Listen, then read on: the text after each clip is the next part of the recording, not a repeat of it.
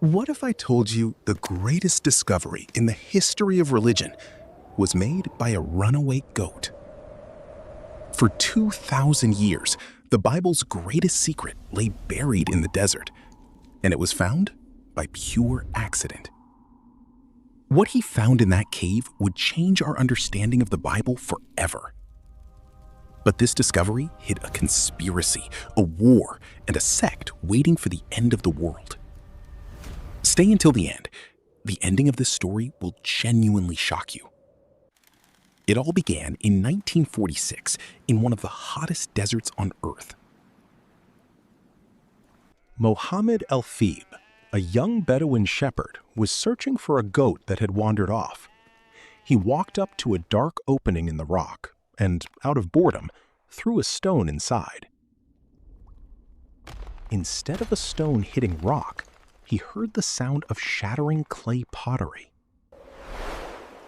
He climbed inside and saw tall clay jars standing in the darkness for centuries.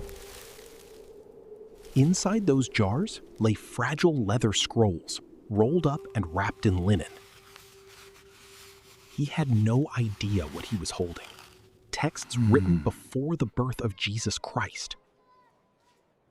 At first, the scrolls were sold for pennies at an antique market in Bethlehem, like ordinary junk. But one scholar happened to see them and realized this could be the greatest find of the century.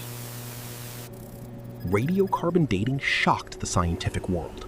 Some scrolls were written 300 years before our era.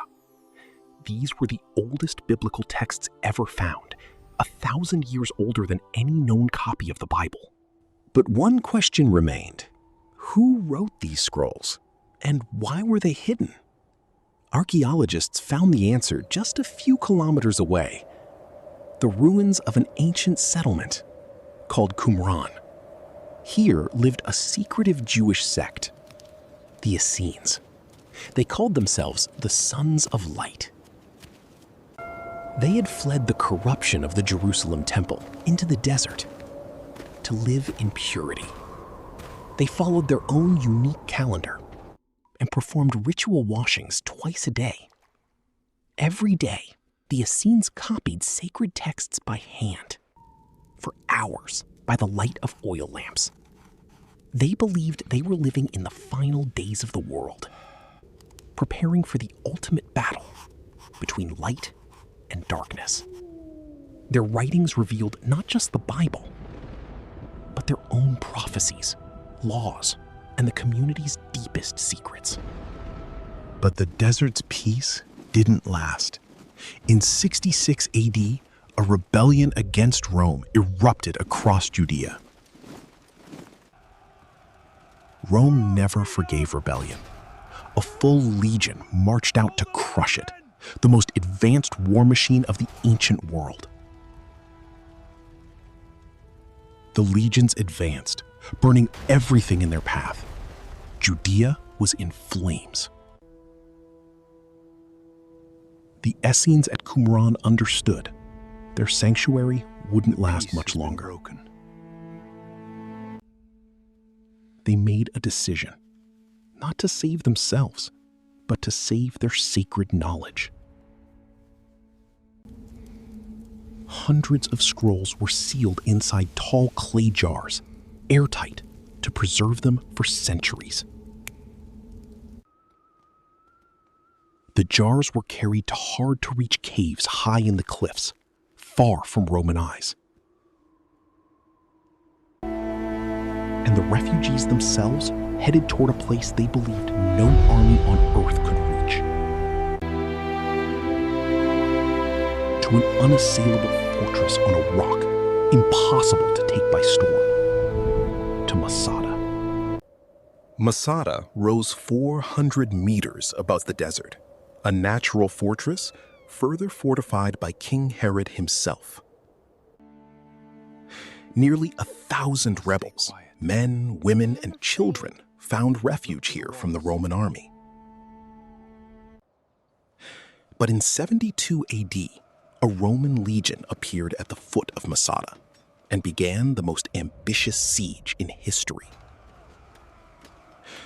thousands of slaves spent months building a massive earthen ramp to reach the fortress walls. The defenders watched as, day by day, this deadly structure crept closer to their walls. When the ramp finally reached the wall, the Romans set fire to the defenders' wooden fortifications. The defenders understood. The fortress would fall within hours. Capture meant slavery or death in the arena. That night, they made a final, irreversible decision. At dawn, the Romans stormed the fortress, ready for a brutal fight. But instead of battle, they were met with silence. Absolute, chilling silence. The defenders of Masada chose death over slavery. They left the Romans no victory, only an empty fortress. The Essenes of Qumran also vanished from history that same year. A sect that awaited the end of the world did not survive it. But their scrolls, hidden in the dark caves, survived 2,000 years, quietly waiting to be found. Today, these scrolls are kept in a special museum in Jerusalem, the Shrine of the Book, under round-the-clock guard. They forever changed our understanding of how the Bible we know today came to be. Religion's greatest secret began with a goat that ran away.